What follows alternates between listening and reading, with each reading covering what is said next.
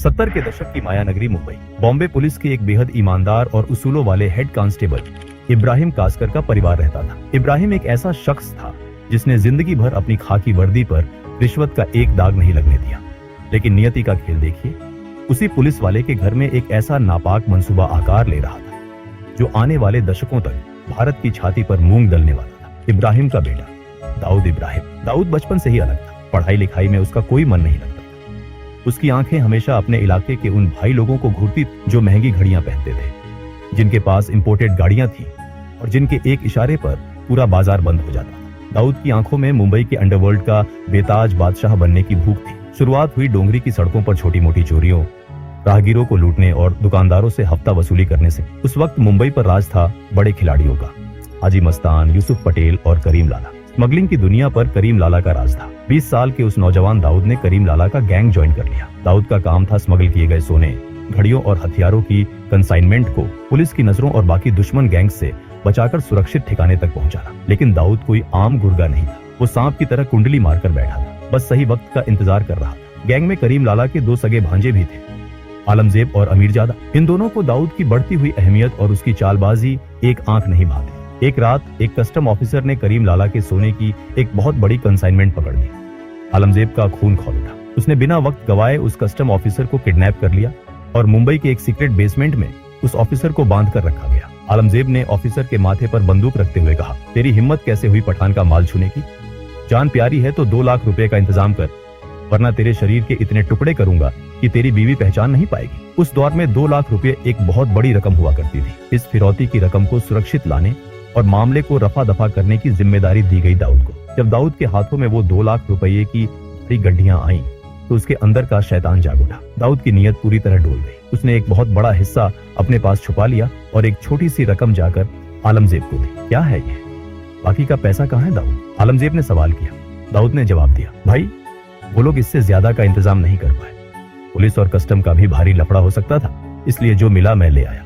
हालांकि जब पठान भाइयों ने अपने सीक्रेट सोर्सेज और खबरी नेटवर्क से पता किया तो उन्हें पता चला कि पैसा पूरा दिया गया था। दाऊद की इस गद्दारी ने करीम लाला के दरबार में भूचाल ला दिया। दाऊद को बीच महफिल में दर्जनों गैंगस्टर्स के सामने घसीट कर लाया गया। उसे पीटा गया। लातों, घूसों और डंडों से उसकी ऐसी हालत कर दी गई कि वो अपने पैरों पर खड़ा नहीं हो पा रहा था। उसे गैंग से धक्के मारकर बाहर निकाल फेंका गया। दाऊद ने उसी रात तय कर लिया था कि वो अब किसी के लिए काम नहीं करेगा। वो खुद अपनी गैंग बनाएगा। उसने अपनी खुद की सिंडिकेट डी कंपनी की नींव रखी। उसने अपने भाइयों साबिर, इकबाल, अनीस और नूरा को अपने साथ मिलाया। अब वो सिर्फ स्मगलिंग नहीं कर रहा था, वो एक पूरी की पूरी पेशेवर फौज तैयार कर रहा था। दाऊद खुद एक एक लड़के को चुनता था। बॉम्बे की सड़कों पर अब रोज खून बहने लगा। दाऊद गैंग और पठान गैंग के बीच की दुश्मनी अब नासूर बन चुकी थी। अंडरवर्ल्ड के पुराने डॉन जैसे हाजी मस्तान और यूसुफ पटेल समझ चुके थे कि अब हवा का रुख बदल रहा है। ये नई पीढ़ी खून बहाने से गुरेज नहीं करती। उन्होंने स्मगलिंग छोड़कर रियल एस्टेट और राजनीति का सफेद दामन थाम लिया था। साल 1981 दादर के एक पेट्रोल पंप पर जब रात के सन्नाटे में दाऊद का बड़ा भाई साबिर इब्राहिम अपनी फिएट कार में बैठा था, तभी पठान गैंग की गाड़ियां वहां आ रुकी। उन गाड़ियों से हथियारों से लैस शूटर निकले, जिनमें मुंबई का सबसे खूंखार और पढ़ा लिखा गैंगस्टर मानिया सुरवे भी शामिल था। गोलियों की बौछार से साबिर का सीना छलनी हो गया।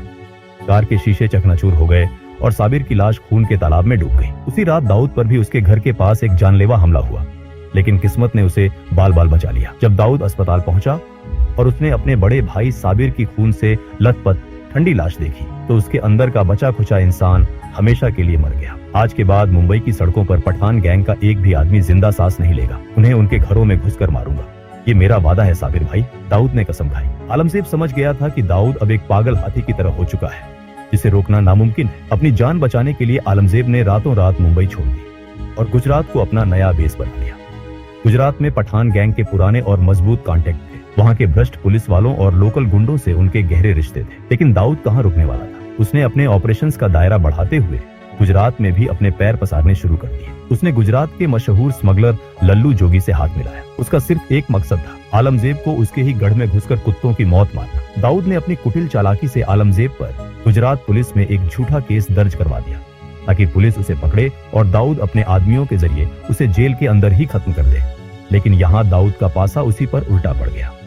1983 में गुजरात पुलिस ने एक सीक्रेट और सटीक सूचना के आधार पर छापेमारी की और दाऊद को लल्लू जोगी के साथ अवैध हथियारों के साथ रंगे हाथों पकड़ लिया। उसे कोफेपोसा कानून के तहत गिरफ्तार कर जेल में डाल दिया गया। ये खबर मिलते ही आलमजेब ने तुरंत दाऊद के गुर्गों पर ताबड़तोड़ हमले शुरू कर दिए। दाऊद के 2 सबसे खास आदमियों को बीच सड़क पर गोलियों से भून दिया गया। दाऊद को जेल की सलाखों के पीछे ये एहसास हो गया कि गुजरात में आलमजेब को मारना मुश्किल है। जैसे ही वो बेल पर छूटा, उसने तुरंत वापस मुंबई का रुख किया। अब दाऊद एक मौके की तलाश में था और वो मौका उसे मिला 6 सितंबर 1983 को।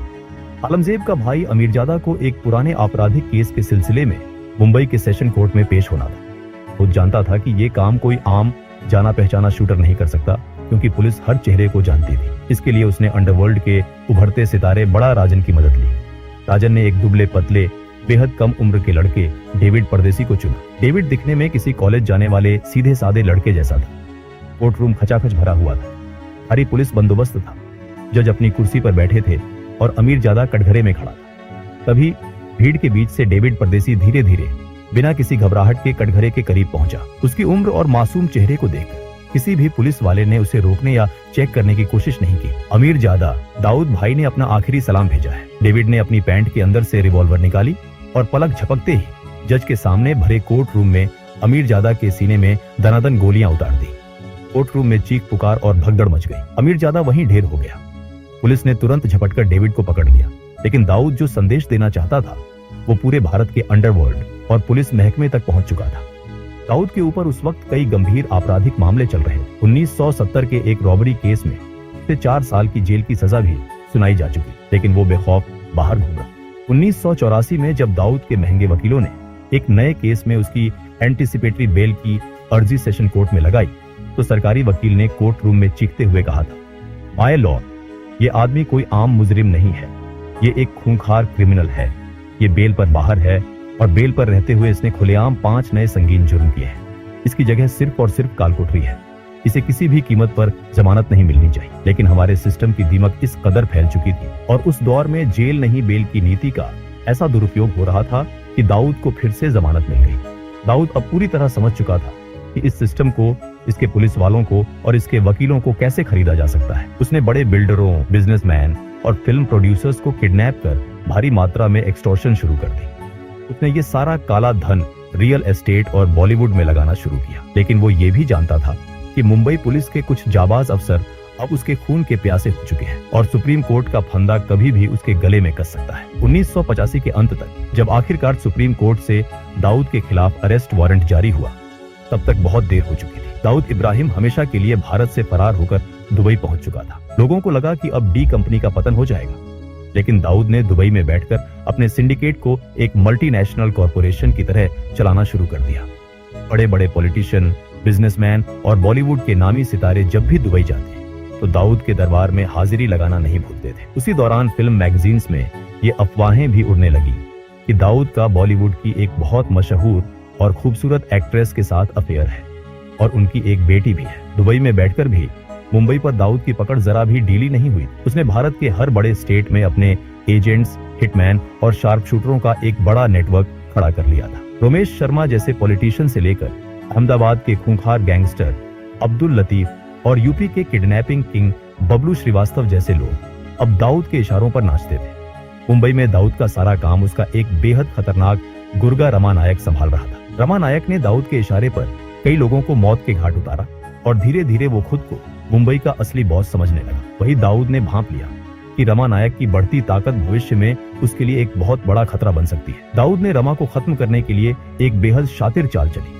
रमा नायक का एक राइट हैंड था बाबू रेशम। दाऊद ने पुलिस के अपने घूसखोर सूत्रों का इस्तेमाल करके पहले बाबू रेशम को पुलिस लॉकअप में बंद करवाया और फिर दाऊद ने अपने दूसरे वफादार गुर्गों को भारी पैसा देकर पुलिस लॉकअप के अंदर ही बाबू रेशम का बेरहमी से कत्ल करवा दिया। इसके तुरंत बाद दाऊद ने दुबई से रमा नायक को फोन किया, रमा, बाबू को महेश ढोलकिया ने पुलिस से मिलकर मरवाया है, उसे छोड़ना मत। महेश ढोलकिया एक बड़ा होटलियर था। रमा नायक, जो अपने साथी की मौत से बदले की आग में अंधा हो चुका था, उसने बिना कुछ सोचे समझे अपने साथी अरुण गवली के साथ मिलकर महेश ढोलकिया को दिन दहाड़े मौत के घाट उतार दिया। लेकिन कुछ समय बाद जब रमा को अंडरवर्ल्ड के सूत्रों से सच्चाई पता चली कि महेश ढोलकिया बेकसूर था और बाबू रेशम की हत्या की पूरी साजिश दाऊद इब्राहिम ने ही रची थी, तो वो भड़क उठा। रमा नायक ने बगावत कर दी।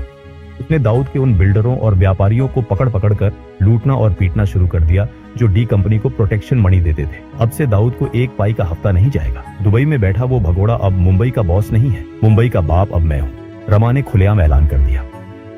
रमा नायक की मौत के बाद उसके गैंग और दगड़ी चौल की कमान उसके सबसे वफादार और खूंखार साथी अरुण गवली के हाथों में आ गई। गवली जानता था कि उसके गुरु को दाऊद ने ही चालाकी से मरवाया है। अब मुंबई की सड़कों पर डी कंपनी और गवली गैंग के बीच एक ऐसा खूनी खेल शुरू हुआ जिसने पूरे शहर को दहला कर रख दिया। गवली ने सबसे पहले दाऊद के मुंबई के ऑपरेशन संभालने वाले मैनेजर सतीश राजन को मरवा दिया।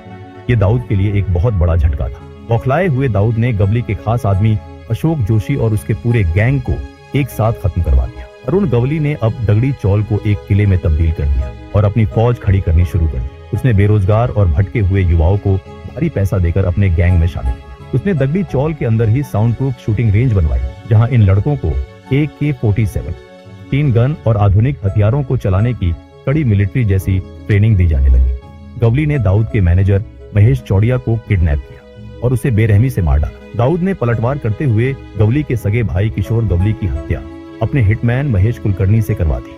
1992 में अरुण गवली के खतरनाक शूटर शैलेश हल्दनकर ने दाऊद के जीजा इस्माइल पार्कर का कत्ल कर दिया। दाऊद के लिए ये उसके घर, उसके परिवार पर सीधा हमला था। उसकी बहन विधवा हो गई थी।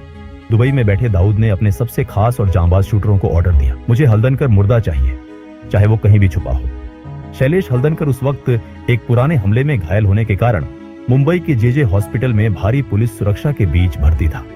दाऊद के शूटर, जिनमें सुभाष सिंह ठाकुर और सुनील सावंत शामिल थे, AK-47 लेकर सीधे अस्पताल में घुसे। उन्होंने वार्ड में घुसते ही अंधाधुंध गोलियां बरसानी शुरू कर दी।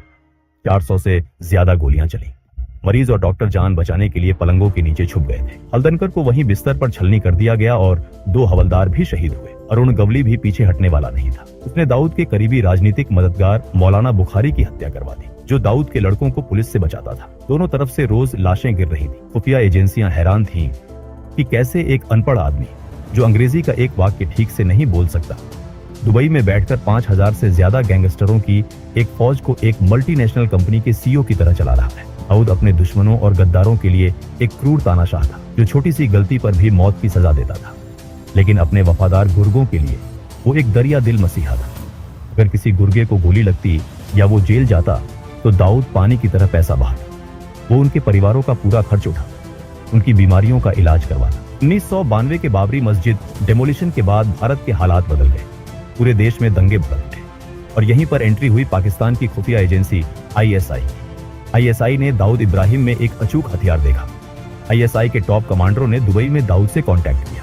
उन्होंने दाऊद को उसकी सुरक्षा, उसके काले व्यापार को पूरी दुनिया में बेरोक टोक चलाने और उसे हमेशा के लिए महफूज रखने का लालच दिया। इसके बदले में उन्हें सिर्फ एक चीज चाहिए थी, दाऊद का विशाल तस्करी नेटवर्क, जिसका इस्तेमाल करके वो भारत में मौत का सामान भेज सके। दाऊद, जिसके अंदर का मुसलमान बाबरी मस्जिद की घटना से भड़का हुआ था, जिसके अंदर का व्यापारी नया मुनाफा देख रहा था, उसने अपनी देश का सौदा कर लिया। दाऊद ने गुजरात और महाराष्ट्र के समुद्री तटों के जरिए हथियारों और RDX की भारी कंसाइनमेंट भारत में उतारनी शुरू की। उसने अपने सबसे खूंखार और भरोसेमंद गुर्गे टाइगर मेमन को इस नापाक काम की जिम्मेदारी सौंपी। 12 मार्च 1993 मुंबई, वो काला दिन, जब एक के बाद एक 12 सिलसिलेवार बम धमाकों ने पूरे शहर को खंडहर और श्मशान में तब्दील कर दिया। बॉम्बे स्टॉक एक्सचेंज की गगनचुंबी इमारत से लेकर एयर इंडिया बिल्डिंग, सेंचुरी बाजार और जावेरी बाजार तक हर जगह सिर्फ खून, चीखें, कटे हुए अंग और काला धुआं था। 250 से ज्यादा बेगुनाह लोग मारे गए और हजारों जिंदगी भर के लिए अपाहिज हो गए। वो दाऊद इब्राहिम, जो कल तक सिर्फ एक स्मगलर था, भारत का सबसे बड़ा और सबसे वांटेड आतंकवादी बन चुका था। इन धमाकों के बाद डी कंपनी के अंदर भी दरार आ गई। छोटा राजन जैसे हिंदू गैंगस्टरों ने दाऊद का साथ छोड़ दिया और खुद को देशभक्त डॉन घोषित करते हुए दाऊद के खिलाफ जंग छेड़ दी। डी कंपनी अब पूरी तरह से एक आतंकी सिंडिकेट बन चुका था। 1995 तक आते आते दाऊद का सालाना टर्नओवर 2000 करोड़ रुपए का आंका गया था, जो आज के समय के हिसाब से 6000 करोड़ से भी कहीं ज्यादा है। Shipping, food processing, garment export, Bollywood financing, real estate से लेकर ड्रग्स और हथियारों की ग्लोबल तस्करी तक दाऊद का ये खूनी साम्राज्य लंदन, स्विट्जरलैंड, दुबई, लागोस और कराची तक फैल चुका है। आज दाऊद इब्राहिम पाकिस्तान की सेना और ISI की कड़ी सुरक्षा में कराची के पॉश क्लिफ्टन इलाके में एक कायर की तरह छिपा बैठा है। उसे पाकिस्तानी मिलिट्री की बैकिंग हासिल है और वो बदले में उनकी डर्टी ऑपरेशंस की फंडिंग करता है। दोस्तों, ये थी दाऊद इब्राहिम की कहानी। अगर आपको ये वीडियो पसंद आई हो तो इस वीडियो को लाइक जरूर करें और ऐसे ही वीडियोस के लिए चैनल को सब्सक्राइब करना ना भूलें। मिलते हैं अगले वीडियो में, तब तक के लिए जय हिंद, जय भारत।